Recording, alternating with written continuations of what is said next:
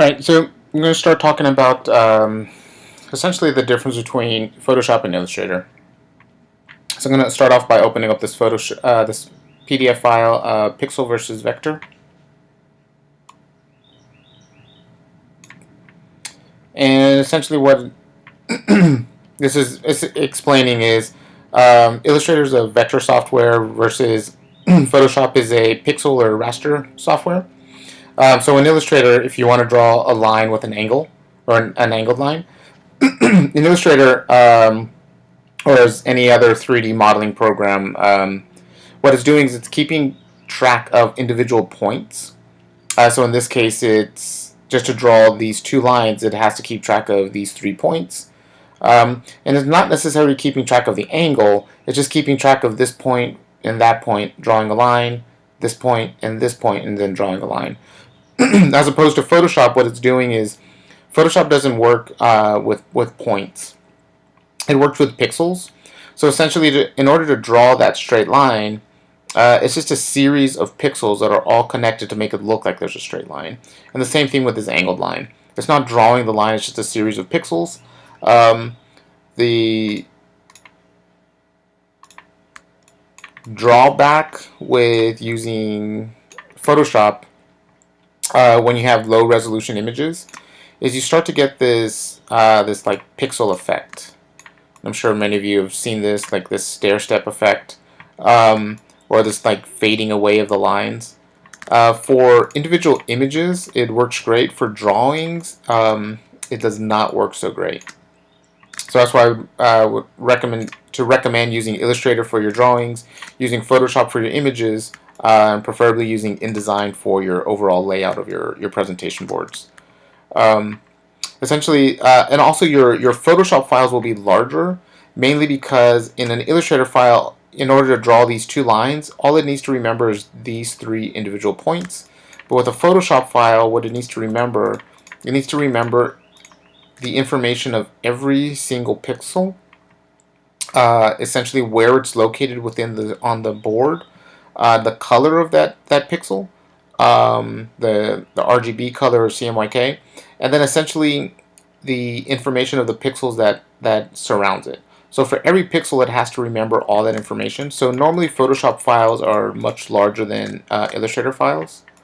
To talk about resolution, I'm going to scroll down and look at the DPI or the PPI, either dots per inch or pixels per inch. They're used interchangeably. More specifically, dots per inch is to talk about a print. Pixels per inch is meant to talk about something that's on the screen, but it's pretty much the same thing. So in this example, imagine each one of these squares is 1 inch by 1 inch. So at 72 pixels per inch, this is essentially a low resolution image. And what 72 pixels means is if you were to count all these individual pixels lining up down here across the bottom, there's 72 of them. And if you go 1 pixel up, again, there's 72 going across. And the same thing with the columns. There's 72 pixels for each column, and then you go 1 pixel over, and then there's 72 going up. Now to talk about like a medium resolution, at the very least when you're setting up your images, you want at least a medium resolution, which is 150. Again, now there's in the same square, there's much more pixels. So essentially your pixels have to get smaller to actually fit. So here's at a 72, the pixel's fairly large. Here's at 150, it gets smaller. And if you want to talk about high resolution, at 300, again the same thing, there's 300 pixels now for every column. And again, because it has to fit more pixels within the same space, the size of these pixels have to get smaller. So that's why your resolution gets better and better, because the pixels get smaller and smaller. So just to talk about that a little bit more, let's open up these 3 images. Pixel example 72, 150, and 300. Just going to open those up in Photoshop. So I'm going to look at the pixel example at 72. and I'll see if I go to image size, I can see that the overall image is 3 inches by 3 inches at a resolution of 72. At the pixel example at 150, again I go to image size, it's 3 inches by 3 inches at a resolution of 150. And if I go to pixel example at 300, it is again 3 inches by 3 inches at a resolution of 300. So pretty much all these images, all three of them, they're the exact same size. They're 3 inches by 3 inches. The only difference is the resolution. One of them is 72, which is a low resolution, 150 at a medium resolution, and 300 at a high resolution. So essentially what that means is the amount, essentially the amount of pixels. I don't know if you were paying attention to image size. Even though it's only 3 inches by 3 inches, it still tells you the overall amount of pixels. So here's 216 by 216, 450 by 450, so the amount of pixels is starting to increase. And image size, and 900 by 900, the amount of pixels are starting to increase, even though it's still the same size, 3 by 3. So to prove this point even further, if I'm going to just make a new file, just use a default US paper, 8.5 by 11, resolution. I'm going to change the resolution to 150. It's the one thing I'll change. RGB mode is fine, 8-bit. Let me just talk about this really quick.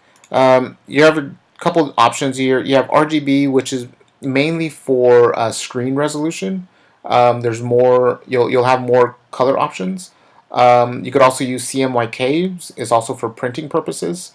You'll have fewer color options, but if you know you're going to print at the end, CMYK is a good way it's a good option, mainly because if you set it up as RGB and you print, some of you may have noticed that your prints might not look the way they look on the screen. It's because it has to convert all your RGB colors to CMYK, and CMYK has a smaller color palette.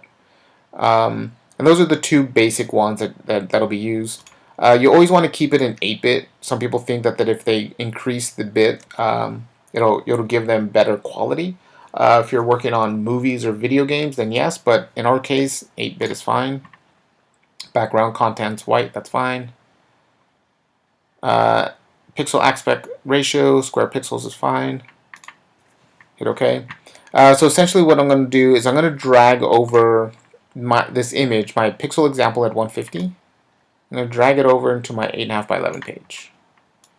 And that's the size of it. Now what I want to do is drag over the one at 72, drag that over, and drop that in. And considering that they were both 3 inches by 3 inches, one is considerably smaller than the other. And the main reason why, so when we made this 8.5 by 11, we made it at a resolution of 150. So if I go back to my PDF, we made it at a resolution of 150. So I'm dragging an image that's 72 into an image that's already set at 150.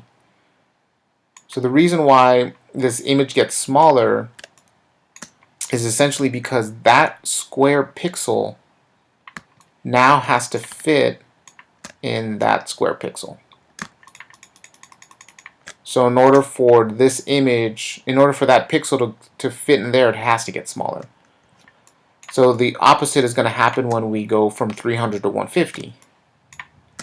That square pixel is going to have to fit in that square pixel, and this one's a little bit larger, so when we drag this image from 300 to 150, it's going to increase in size. So let's try that. 300.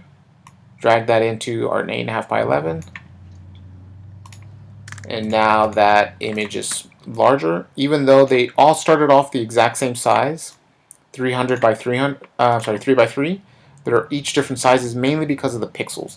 So when you're using Photoshop, that's one of the main things to keep in mind is pixel resolution makes a huge difference. That's something you don't have to deal with within Illustrator.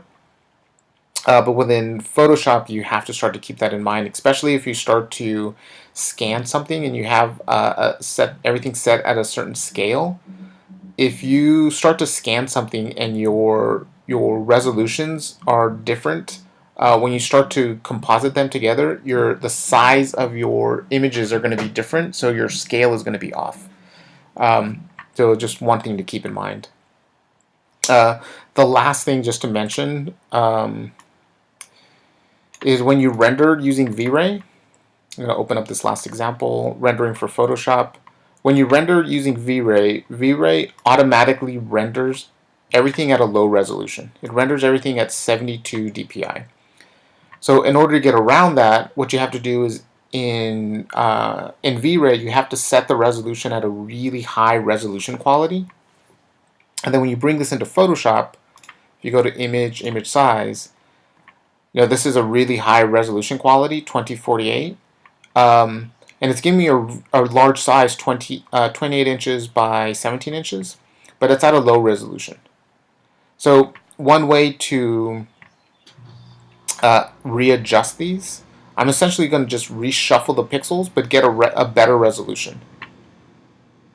So if you check or uncheck resample image, and as long as all three of these are linked, well, as soon as you start to increase the resolution, say for example 100, I have a better resolution, but my image is now smaller.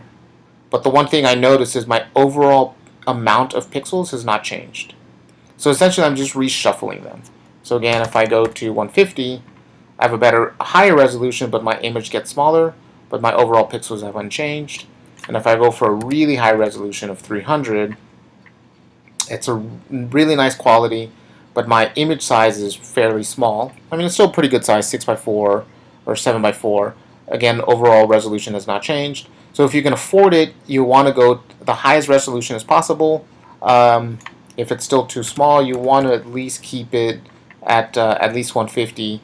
Worst case scenario, at least 100, if not more. But try to stay away from the low resolution quality. And as soon as you hit OK, it essentially just reshuffled the pixels for you, so it's better resolution but slightly smaller image. You can go to rulers, and you can see your pixel resolution or your the actual size of the overall image.